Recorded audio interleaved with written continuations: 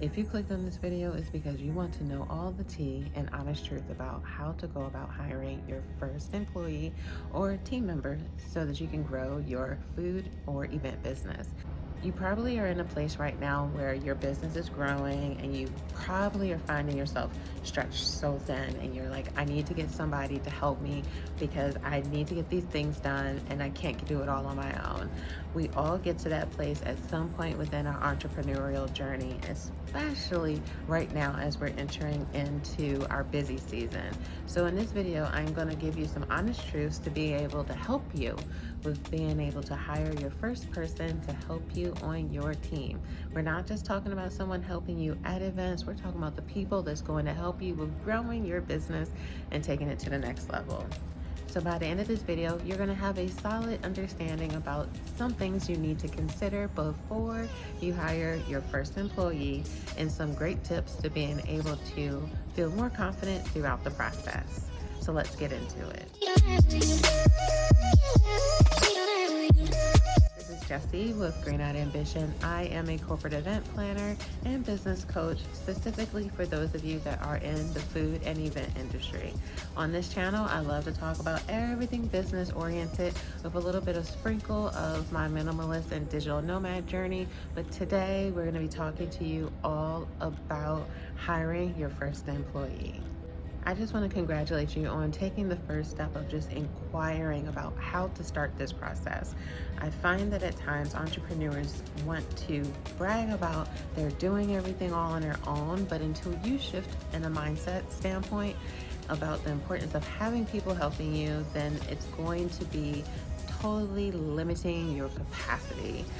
It makes me think of that meme that says CAP, cap. Because it's true. If it's you doing everything from working the events to sourcing things to being able to actually go and prep everything, you only have just you and only a certain amount of hours in a day. So the best way to be able to increase your capacity is by bringing on the right people, not just anyone, into your business to be able to help you with increasing your revenue, increasing your productivity, and your production. And that leads me to the first point, is that you have to know why you're hiring your first employee. This is a big part to hiring someone because throwing a person or throwing a body into confusion does not fix anything. It's really important for you to know why you're wanting to hire someone.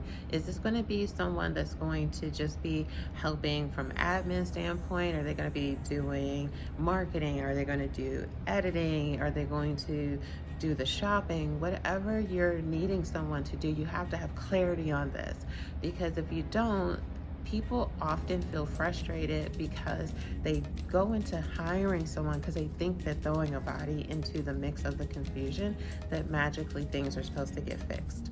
And then they end up firing the person because they're thinking to themselves, well, I'm still doing everything anyway, so why did I hire this person? It's not the person, it's really you. I recommend you to do, if you aren't sure what you would want that person to do or why you're wanting to have someone on your team, I recommend taking some time, write down on a piece of paper all the things that you need to be doing in your business or that you really are wanting to do immediately in your business, so that you have clarity on where there are actions and tasks that maybe fall into the wayside that an extra person can take on. Because if you don't have that clarity, what happens is that you still continue to do everything. The second thing is that you want to make sure you're looking for the right person in the right place. I often say when you're looking to hire someone, once you know exactly the task that they're going to do, it's important to know this very key part. Are they going to be doing something that's just going to help give you extra time in your schedule so that you can do income producing activity? Or is this person going to be the individual doing the income producing activity? Or is this going to be something that you're outsourcing because it's something that needs to get done, but you don't need to have anyone on staff full time. It's going to be those three parameters. Once you know those three, it'll help you with deciding on where you want to actually start to look for a person. So depending on which one of those three individuals you're looking for, if you're looking for someone that's just doing freelance stuff, like I love a platform called Fiverr. I reach out to people on that platform to do a simple graphic, or if I might have a video that I don't want to edit all the time, I have someone on Fiverr that I like to use that might only charge me $50 to do a video edit. If I'm looking for someone that's just going to be a here and there kind of service, I'll go into a platform like that. If I'm looking for someone that is going to be doing an income producing activity, in this day and age, you're going to have to pay people that really know how to produce results and will know how to increase your revenue, because everyone's trying to get paid right now.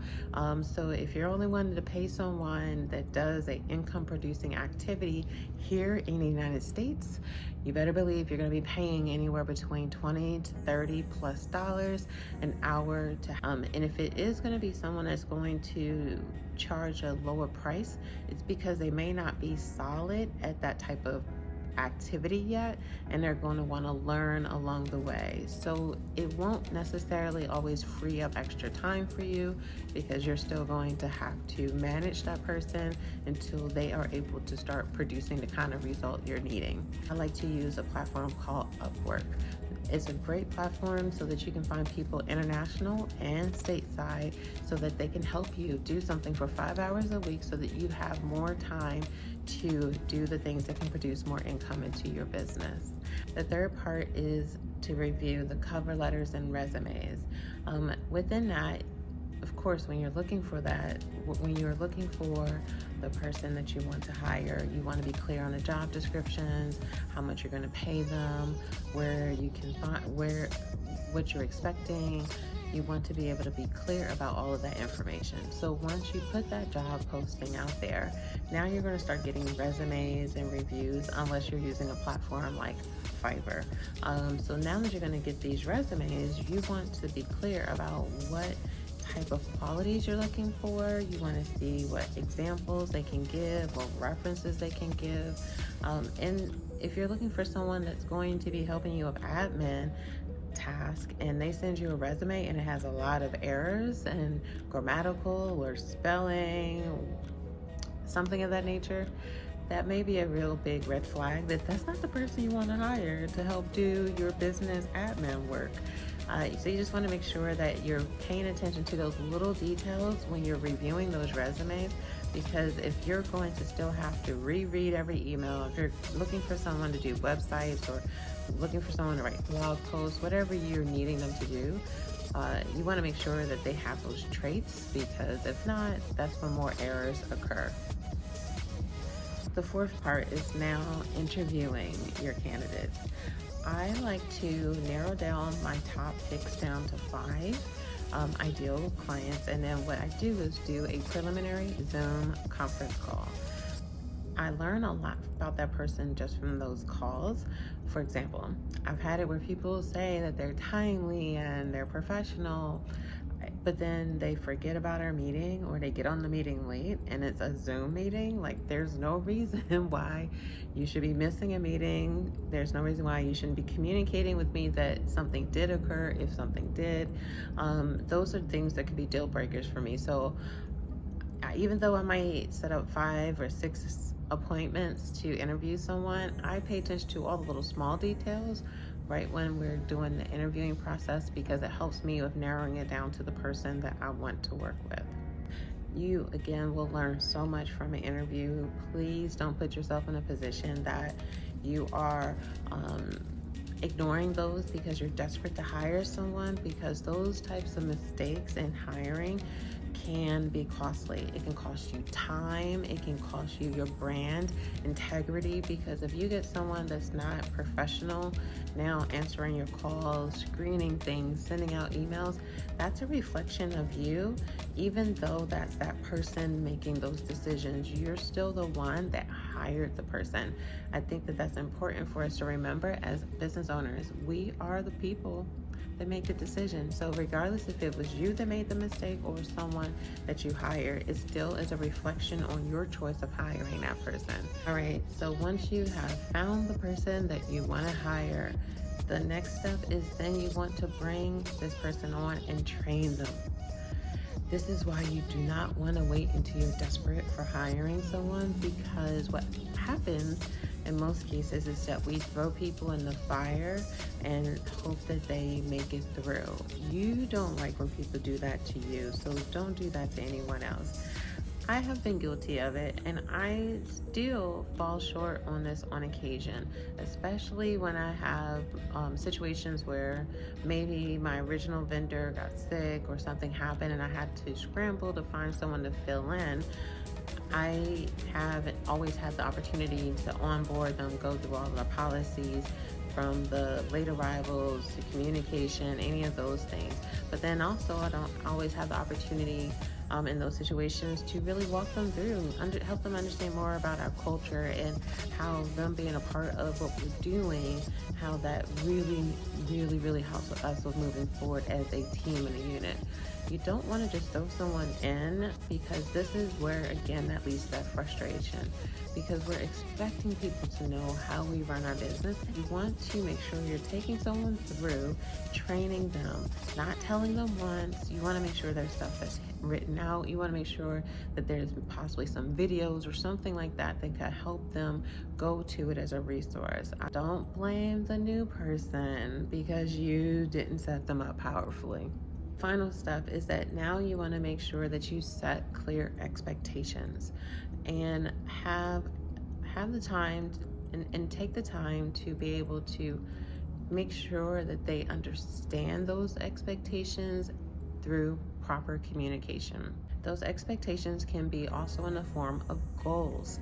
So if you are collectively wanting to hit a goal by a certain date, let people know. Everyone wants to feel as if they belong and that they're a part of something. Do not turn into a dictator with your first employee, because that very well might be your last one.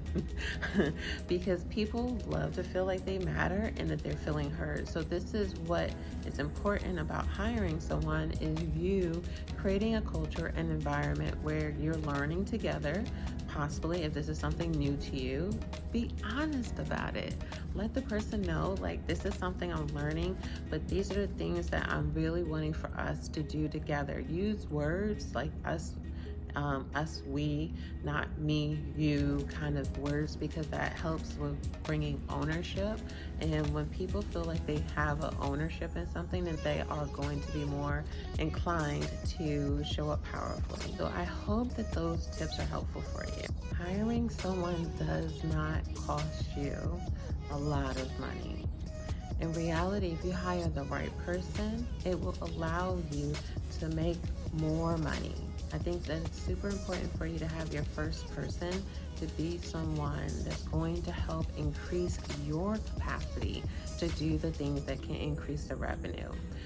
I find that if you go the other way with getting someone that's going to increase your revenue, while you do the non-income producing activities, it can end up being a position where you might feel resentful that you're paying this person all this money and you're not making any money, because your profits is now going to hiring that person. Please take time and think about who you're wanting to hire and being clear about what capacity your business may be missing right now before you start to hire someone. All right, so I would like to hear from you. Are you a one-man show or one-woman show?